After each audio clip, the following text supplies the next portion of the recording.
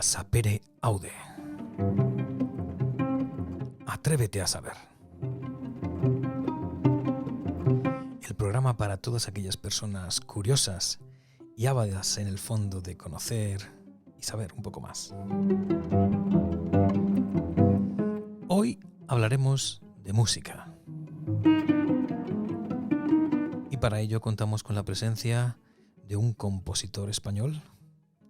Su nombre, Fernando Buide.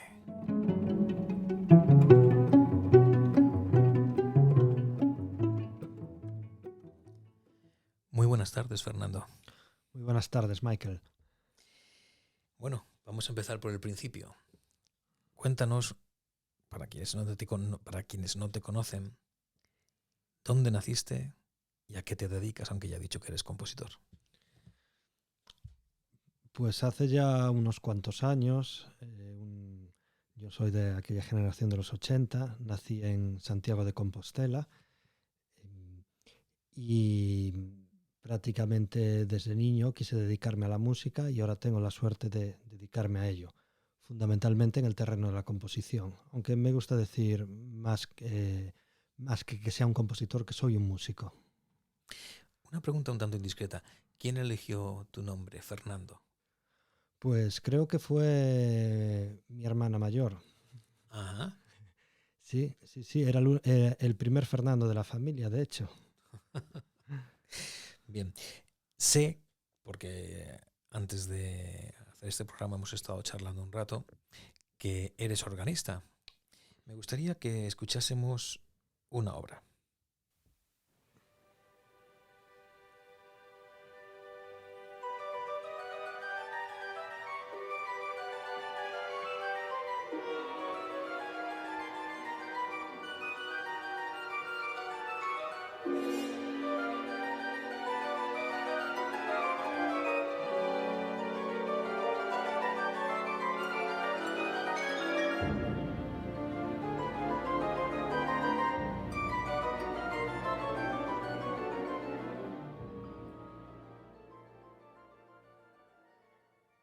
Bien, esto es un concierto para órgano compuesto por alguien que te debe de sonar bastante.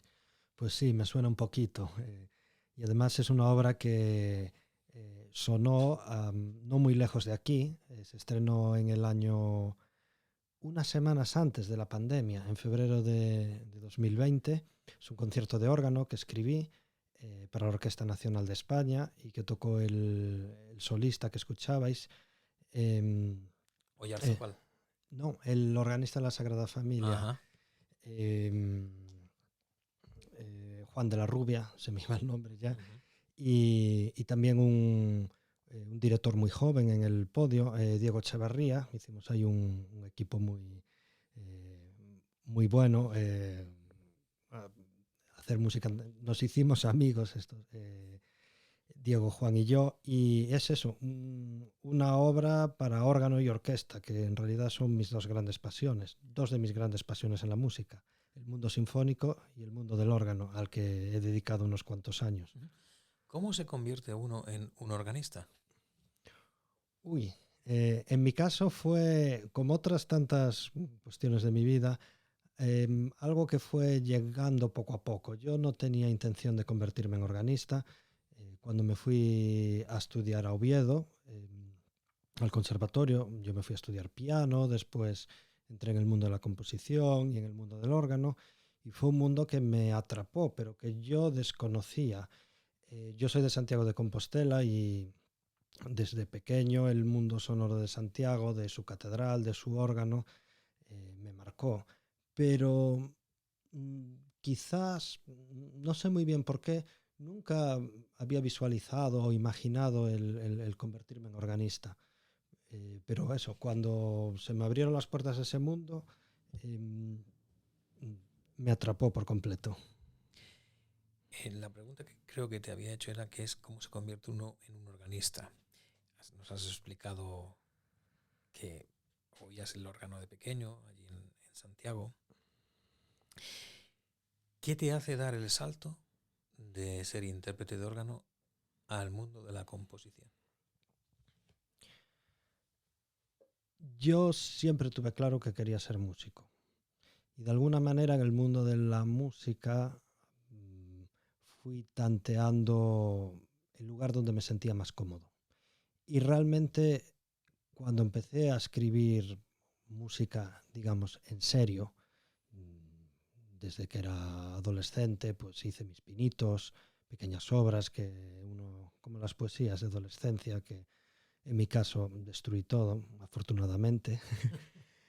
eh, pero ya cuando con 20 y pocos años en el conservatorio hice mis primeras obras, compañeros las interpretaban, profesores las interpretaban y veía que se sentían cómodos o que había un espacio de intercambio de ideas y de hacer música en común con lo que yo les aportaba, ese fue el momento en el que realmente sentí un impulso y la energía para dedicarme o centrarme en la composición. ¿Cómo es la vida de un compositor? Uy, pues compleja porque es difícil que el 100% de la actividad sea la composición. Lo que se intenta, o lo que yo intento en mi caso, es que la composición sea la actividad profesional principal, aunque siempre hay que rodearla de un montón de otras actividades. Creo que era Leonard Bernstein el que decía que él quería ser un compositor que diera clases, pero no un profesor que ¿Qué de vez en compone? cuando compone. ¿Y en tu caso? Pues más o menos lo voy consiguiendo, más o menos lo voy consiguiendo. ¿Cómo es un día en tu vida? Un día normal. Un día normal, pues ¿Eres búho o alondra? yo soy un búho. Yo, digamos que a medida que va avanzando el día, mi energía mental va aumentando. Y cuando llega la noche, no sé si es por haber leído a Novalis o lo que sea, pero eh, cuando llega la noche, toda, tengo un pico de energía. De hecho, cuando tengo que hacer proyectos grandes o escribir, poco a poco voy desplazando mi horario de sueño hasta un punto de no retorno. Luego retomaremos tu faceta como compositor y como músico, pero ahora me gustaría que hablásemos de la música en general y en concreto sobre un tema que me gustaría abordar contigo. Y es, ¿para qué compones y por qué música? La gran pregunta. Digo la gran pregunta porque he reflexionado mucho sobre posibles respuestas a algo que yo siento, la necesidad la tengo. Y después viene la conceptualización y luego buscar las causas. Pero yo creo que todos necesitamos de la música. Todos necesitamos la música. Por muchos motivos. Porque nos aporta consuelo, porque nos sirve para celebrar en común, nos sirve para llorar en común, nos sirve para reír en común. Y cuando alguien como compositor puede aportar algo que contribuye a este reír, llorar, experimentar, ¿por qué no? Emocionarse, buscar paz en común, yo creo que ahí la labor de un compositor siempre va a estar presente. Evidentemente, como en la literatura o en cualquier arte, hay grandísimas obras, hay un patrimonio, hay un canon que si nos fijamos en él, pues no nos dedicaríamos a esto, porque son realmente algo muy difícil de superar. Pero no lo hacemos porque principalmente, hombre, todos soñamos con la historia, sí, pero uno no hace música para la historia, uno hace música para comunicarse. Recuerdo en concreto un libro que me gustó mucho, la historia de la música de Taruskin, este musicólogo que falleció hace muy poco, unas semanas. Y hablando del siglo XX, tenía 2 capítulos, bueno, en fin, dentro de una polémica más grande, que no viene a colación ahora mencionarla, pero un capítulo que se llamaba Componer para la historia y otro que era Componer para el público. Y yo creo que, volviendo a la pregunta, intentando acotar un poco la respuesta, sería por una necesidad de comunicación. Has mencionado antes, cuando hablabas de para qué compones o por qué música, has mencionado la palabra consuelo. Y delante de mí tengo un libro que se titula Filosofía y Consuelo de la Música, que es de Ramón Andrés. Y voy a leerte dos citas en concreto que he extraído de este libro en su día, para que tú la comentes. La primera es del propio Ramón Andrés, que dice así: tú, siendo la mejor organista, la entiendes de una forma peculiar. La música es una manera de pensar el aire, un modo de aprender la vibración que la atmósfera deja en el oído.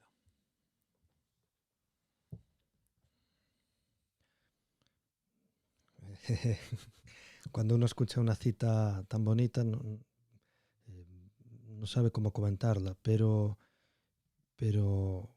sí, toda la razón. Quiero decir, uno, en cierta manera, lo que hace, no solo la música, yo creo que en cualquier arte, es como rumiar la propia realidad y, y volver a contar lo que uno vive y lo que uno ha aprendido. Y sí, es, digamos, una manera de volver a contar una historia. Es decir, cuando nosotros vivimos algo que nos marca mucho o algo que realmente nos llega al fondo, algo muy emocionante en nuestra vida, no podemos quedárnoslo, tenemos que contarlo. Te leo la segunda cita, que también está sacada de Filosofía y Consuelo de la Música, del libro de Ramón Andrés. En este caso es una cita de un filósofo italiano, Elias Canetti, de algo que escribió en 1942, en concreto en un libro que se llama La provincia del hombre. Y dice así: la música es el mayor consuelo ya por el hecho de que no crea palabras nuevas. Cuanto más densamente esté poblada la tierra y cuanto más mecánica sea la configuración de la vida, más imprescindible tendrá que ser la música. Llegará un tiempo en el que sólo a través de ella podremos escabullirnos de las estrechas mallas de las funciones. Y conservarla como una reserva de libertad poderosa y no influida deberá considerarse como la tarea más importante de la vida espiritual futura.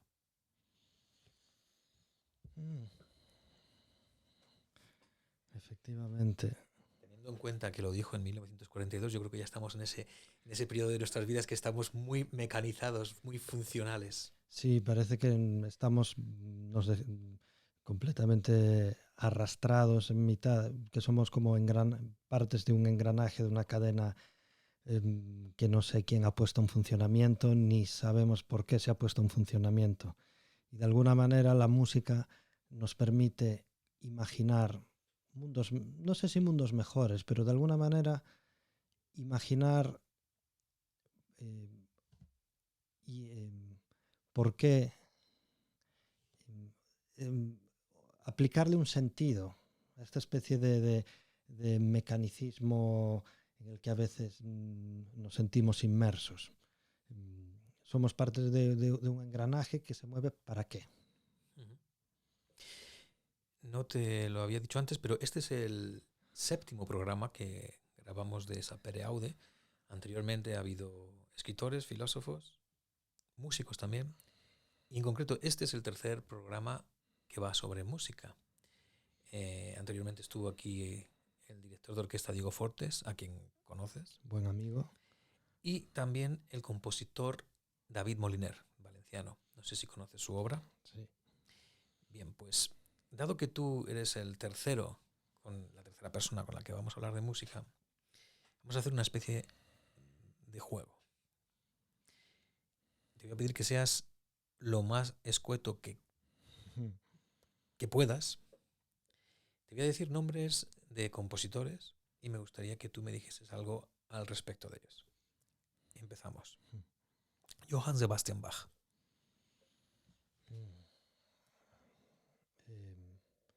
pureza, una sola palabra, una frase. Como tú veas, pero que no sea muy largo. Vale, intentaré sintetizar. Belleza y perfección. Beethoven. Individualidad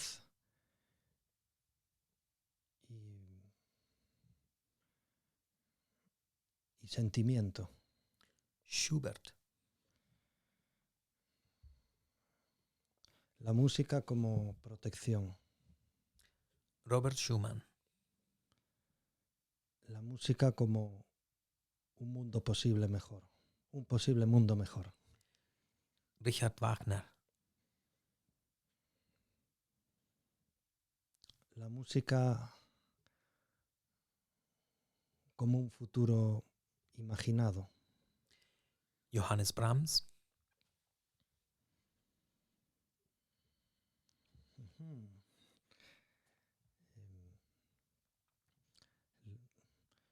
La nostalgia en la música. Gustav Mahler. Recuperar la infancia y luchar contra la muerte. Bela Bartok.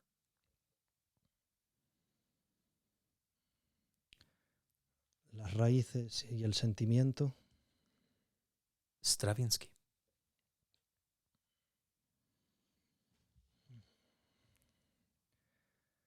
La novedad y la frescura. Prokofiev.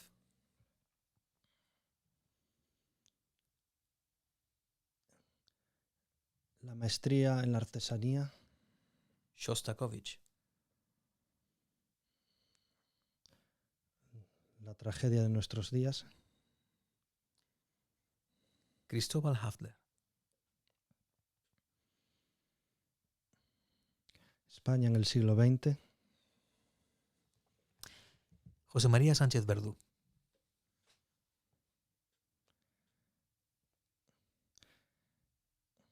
El rigor y la intelectualidad. Fernando Buide. No vale hablar de uno mismo. Pero si tuvieses que definir tu música o tú como compositor, ¿cómo te gustaría que te definieran? Una música que intenta empatizar con aquellos sentimientos más individuales. Cuando nos sentimos solos y aislados, aquello que resuena dentro de nosotros. Y como decía, olvidé el autor, quizás me puedes ayudar tú, del alemán, que nuestra verdadera patria es la infancia. Pues, Rilke, me parece. Rilke, creo que es Rilke. Yo creo que en parte mi música siempre está intentando mirar hacia la infancia, hacia los sonidos los sonidos emocionales, no me refiero en concreto, sino el mundo emocional de la infancia. ¿Cómo fue la infancia de Fernando Buide? Pues supongo que, como la mayoría de muchos de nosotros, pues idealizada y tranquila en Santiago de Compostela. Recuerdo mi mundo familiar, mi mundo de los amigos y el mundo sonoro de la música sonando en estas iglesias medievales, en la catedral, la música de la banda municipal, la música de los grupos tradicionales de gallegos. ¿Ha influido la música popular gallega en tu faceta como compositor? Pues mira, no quiero contestarte a la gallega, ni sí ni no, pero posiblemente sí, aunque yo no sea muy consciente de ello. No hemos contado, aunque yo lo sé, que has pasado tiempo fuera de España, en Estados Unidos, donde también trabajabas como organista. Efectivamente. ¿Qué te ha aportado Estados Unidos que no te ha dado España? Estados Unidos es una sociedad, un país, al menos aquello que conocí yo, primero en Pittsburgh y luego en New Haven, en la costa este, en Connecticut. Es una sociedad muy dinámica, donde realmente hay ganas de hacer cosas y el mundo académico y el mundo artístico tiene realmente un vigor muy grande. Y al contrario que Europa en general, las generalizaciones son odiosas, pero no hay un peso tan grande en la tradición. Me explico. Quizás desde esta vieja parte del continente reflexionamos mucho a nivel artístico sobre quién fue nuestro padre fue hijo de no sé quién, cómo establecer una genealogía. Una genealogía porque hay como un deber casi moral de mantener una tradición. Esto, en cierta manera, en Estados Unidos no pasa porque hay multitud de tradiciones y realmente hay la sensación de crear siempre desde cero una cultura nueva. Uh-huh.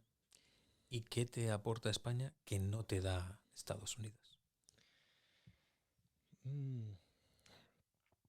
Hombre, España es mi país y la manera de vivir ciertamente pesa mucho. Fundamentalmente, el mayor cambio que yo notaba en Estados Unidos cuando vivía allí era el gran individualismo que existe en esa sociedad. No hay unas relaciones familiares, sociales, de amigos, no hay un tejido social tan estrecho, tan tupido como aquí en España, lo cual a veces es bueno, a veces es malo. Pero digamos, esta sensación de individualismo que existe en Estados Unidos, aquí no la tengo y es algo que valoro. Llevamos unos minutos hablando de música. Es verdad que hemos escuchado un fragmento de tu concierto para órgano, que se estrenó en Madrid, en el Auditorio Nacional. Voy a poner un fragmento de música para que luego tú nos digas y nos cuentes por qué lo compusiste.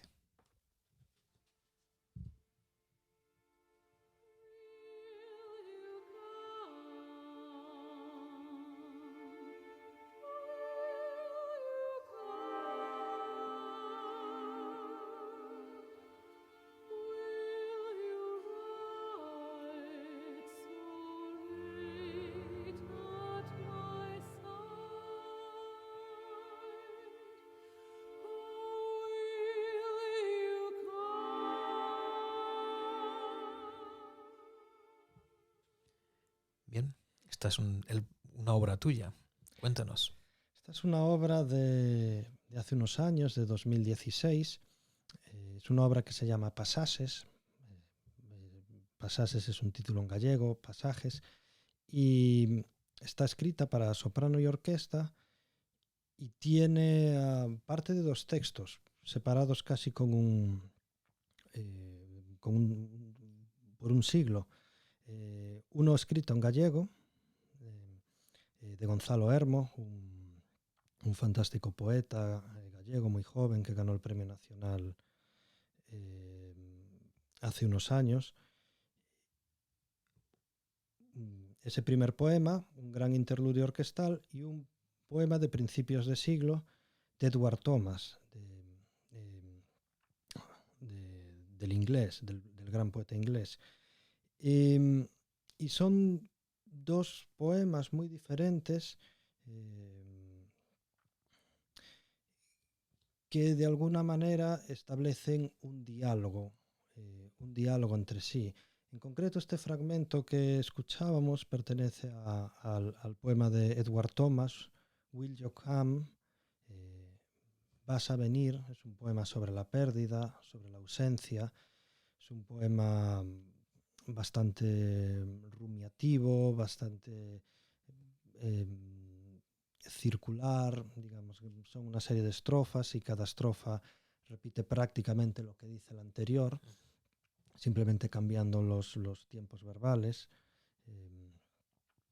Y de alguna manera quería que la música recogiera o sirviera de metáfora de cómo enfrentarse a la pérdida, a la ausencia. Lo has repetido 2 veces, pérdida y ausencia. Anteriormente has dicho también, las has utilizado esas 2 palabras, pérdida y ausencia. ¿Ha habido muchas pérdidas y ausencias en la vida de Fernando Buide? Algunas importantes. Quizás la más notable, mi padre, cuando era un adolescente. ¿Ha influido eso en tu música? De nuevo, es algo sobre lo que conscientemente no he reflexionado mucho. De hecho, creo que no sé si me lo han preguntado antes. Desde luego, yo nunca conscientemente me lo he planteado. No sé si lo he evitado o no lo he evitado, esa es otra cuestión. Pero sí creo que ha influido. Digamos, estoy reflexionando sobre la marcha porque, honestamente, sí es algo sobre lo que nunca me planteé. Pero evidentemente creo que hagamos el tipo de arte que hagamos, los grandes sucesos de nuestra vida están ahí. ¿Es eso quizás lo que te ha llevado a componer ópera? La ópera es un mundo completamente diferente. La ópera es una locura. Porque, perdona que te interrumpa, tú te mueves como compositor mucho en el terreno sinfónico, pero sé que lo que verdaderamente te apasiona es la lírica, la ópera en sí. De hecho, has compuesto óperas. Un par de óperas que tuve la suerte de estrenar. La ópera es teatro para mí. Obviamente es música, pero va de la mano, no sé si va primero el teatro o va de la mano del teatro. Y eso, claro, introduce una dimensión totalmente nueva, en el sentido de que tenemos una narrativa dramática y tenemos una narrativa musical. Tenemos ya, digamos, concretamos mucho de lo que habla la música. Aunque bueno, las grandes óperas son las que, más allá de un libreto concreto, de una historia concreta, de esa historia puede resonar en múltiples capas o en múltiples direcciones. ¿Ha cambiado en algo la vida de un compositor de ópera respecto de la vida de un compositor de ópera de hace 100 años? No es tanto. Sí, yo creo que hasta la llegada del cine, claro, la ópera era el espectáculo de masas, era realmente donde se atraía más público, donde se hacían mayores producciones. De hecho, los grandes primeros compositores de Hollywood dieron el salto desde la Europa de Austria y Alemania.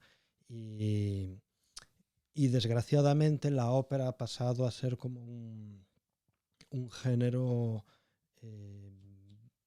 digamos, más intelectual, más académico, más elitista. Ha perdido aquella capacidad de convocatoria que tenía hace 100 años. ¿Qué le dirías a alguien que nunca ha escuchado una ópera para que se pusiese manos a la obra y empezase a escuchar alguna ópera? ¿Y por qué? Mira, hace un par de semanas estuve volviendo a ver Pretty Woman y aquella escena de la ópera, cuando va Julia Roberts a la ópera de San Francisco a ver la Traviata, sigue siendo, para mí me parece magistral lo que se dice ahí. Yo creo que simplemente dejarse emocionar, dejarse seducir por la ópera. ¿Por qué crees entonces que las personas actualmente, eso que se llama el gran público, no escucha ópera? Uy, O yo mejor creo, dicho, no va a ver ópera. por múltiples factores. Parte de ellos es por la imagen que sigue proyectando la ópera. No podemos engañarnos que al final un teatro de ópera en una gran ciudad es un símbolo de poder y un símbolo de élite. incluso en Madrid lo podemos ver. El Teatro Real no es lo mismo que el Teatro de la Zarzuela, ni que los teatros del Canal, ni que cualquier otro tipo de teatro. La ópera, para bien o para mal, lleva asociada una pátina de distinción cultural, de elitismo cultural.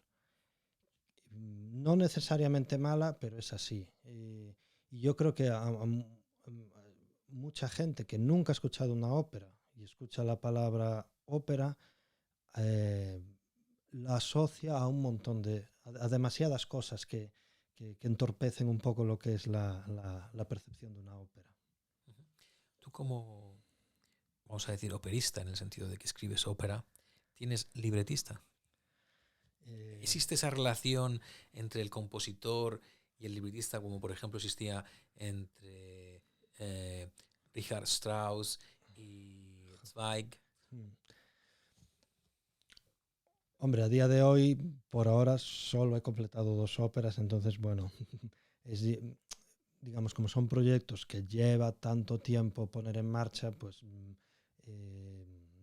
tengo una relación fluida con un libretista. Sí he tenido relación bastante cercana con los, voy a llamar de dramaturgos, con los que he trabajado.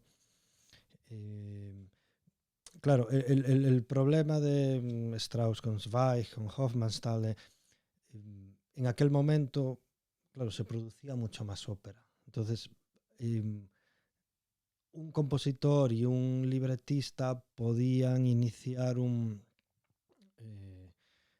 jornada, un viaje juntos, un trayecto juntos a lo largo de muchas óperas.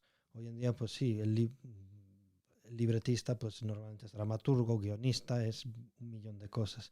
Entonces yo creo que no existe este diálogo tan cercano que podía haber hace décadas entre compositor y libretista. Antes, cuando te he ido mencionando compositores, la mayoría de ellos no habían, quitando Richard Wagner, no habían escrito óperas. Te voy a decir ahora unos nombres de compositores, principalmente operistas, para que también tú me digas qué opinas al respecto de ellos. Puccini.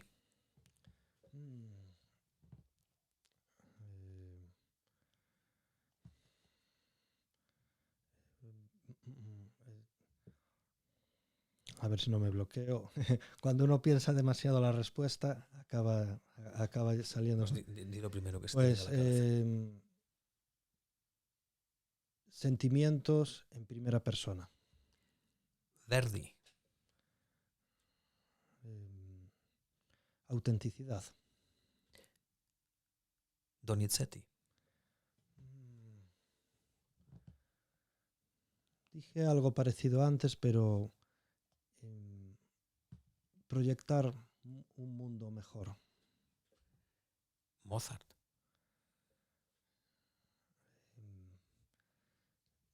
La belleza y lo sublime. Bellini.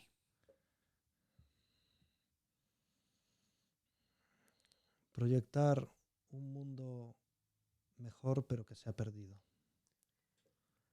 Esa me ha gustado. Proyectar un mundo mejor, pero que se ha perdido. ¿Consideras que Bellini, el mundo que proyectaba, se había perdido ya? A mí me transmite esa sensación de que hay se está imaginando, se está proyectando se está buscando un mundo ideal, pero que en el fondo sabe que es inalcanzable y que en cierta manera se mira hacia atrás por el retrovisor con nostalgia. Te voy a decir el nombre de un compositor que ha compuesto al menos una ópera que ha pasado a la historia, aunque él no era operista. Schoenberg me estoy refiriendo. ¿Qué me dices?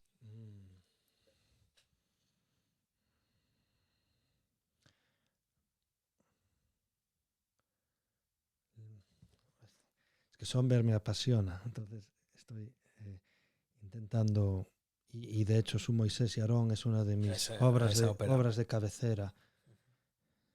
Exactamente, porque para quienes no conozcan el mundo de la ópera, esa ópera de Schoenberg es verdaderamente algo increíble, muy bien construida, muy difícil de interpretar. Sí, yo creo que Schoenberg, en concreto en esta obra, es capaz de transmitir en música las contradicciones de la vida.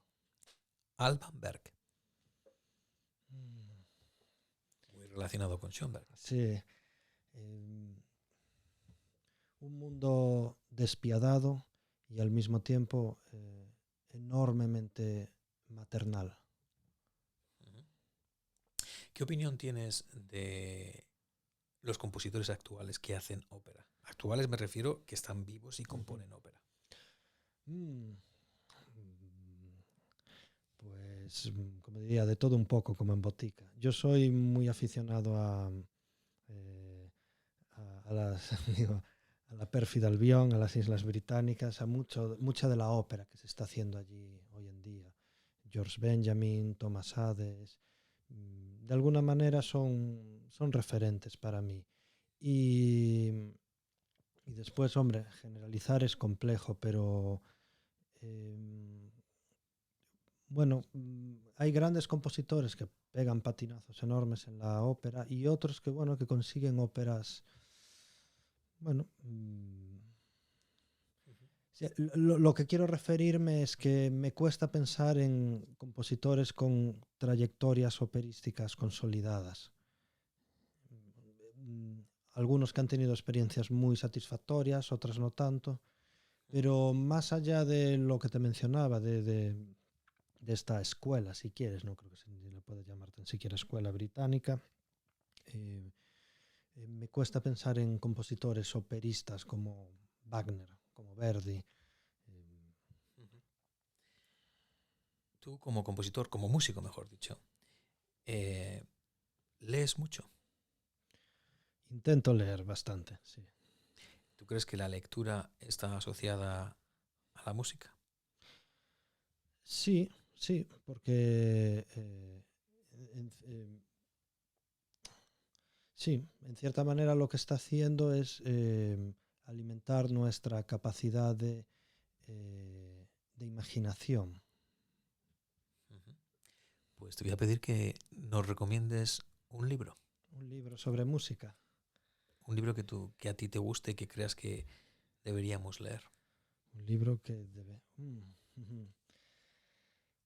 Pues no sé, quizás por barrer hacia casa, lo primero que me vino a la cabeza fue Valle Inclán, alguna de sus sonatas. Y si tuvieses que elegir un álbum musical, una grabación que escuchar, ¿cuál sería? Una grabación que escuchar. No sé por qué ahora me ha venido a la cabeza los 4 últimos líderes de Strauss por Elisabeth Schwarzkopf. Olvidé el director que lo hacía, no sé si... No lo recuerdo tampoco. Pero creo que es en EMI y me ha venido a la cabeza ese disco, Elisabeth Schwarzkopf. Suelo preguntar a los invitados que participan en Sapere Aude pedir que dejen un mensaje para el futuro, y cuando me refiero al futuro, para dentro de 30, 60, 100 años, 200 años, quién sabe, incluso 1000, si sigue pululando por ahí estas ondas en forma de voz, y alguien pudiese escuchar tu mensaje, ¿qué mensaje dejarías? Como te he dicho, han pasado anteriormente personas. El primer programa de Sapere Aude lo hice con un escritor catalán que se llama Joan Manuel Gisbert, y el mensaje que dejó, que a mí me gustó mucho, habla del lenguaje, y su mensaje fue: vivimos tan plenamente el lenguaje que no puedo creer que no haya llegado hasta ti en su plenitud, belleza y hondura. Una hipotética persona que escuchas ese mensaje. ¿Qué mensaje quieres dejar tú para la posteridad? Sigamos imaginando un mundo mejor con la música. Pues, Fernando, te agradezco que hayas estado hoy aquí, que te hayamos conocido un poco más. Espero que no sea la última vez y que haya mucha música en nuestras vidas, y sobre todo que veamos pronto otra ópera tuya. Esperemos. muchísimas gracias y espero que pronto volvamos a compartir palabra y ondas.